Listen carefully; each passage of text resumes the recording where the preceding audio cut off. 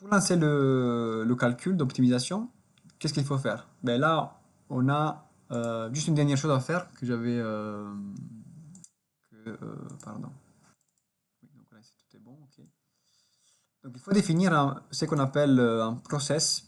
En réalité, c'est comme si c'était un job, un calcul d'optimisation. Mais lui, il appelle ça process.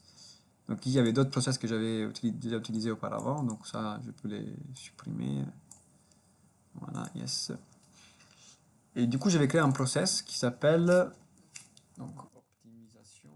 Bon, là, je vais utiliser donc minimisation de la compliance avec une contrainte sur la volume fraction de 0,4 maximal. Donc il s'agit bien du modèle test.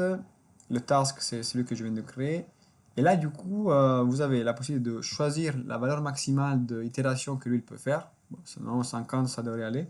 Parfois, il faut l'augmenter, mais ça, du coup, on ne sait pas forcément a priori. Et ensuite, vous pouvez choisir de utiliser plusieurs CPU si vous en avez. Donc là, on va faire un calcul avec 4. Donc sur les ordi ensemble, normalement, c'est 2. Donc aussi avec 2. OK. Et ensuite, une fois qu'on a ça, ben, on clique sur Submit. OK, donc là, on lance le calcul. On va voir déjà si on a oublié quelque chose.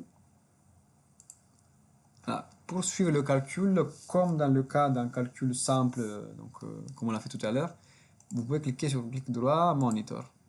Okay, donc là, vous avez un récapitulatif de ce qu'il est en train de faire. Ah, la chose la plus intéressante ici, que vous pouvez afficher, donc vous verrez ça assez rapidement, c'est le plot, donc c'est les courbes qui vous donnent l'évolution de la fonction objectif, donc dans ce cas-là c'est la compliance, et de la fraction volumique qui est utilisée comme contrainte d'optimisation.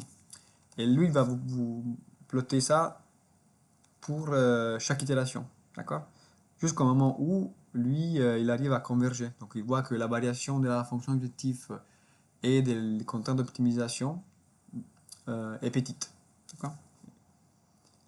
Voilà, donc il commence, vous voyez, il y a la première valeur de compliance calculée sur la base de la configuration qu'il a utilisée pour le cycle numéro 0. Là, vous avez la valeur de la volume fraction.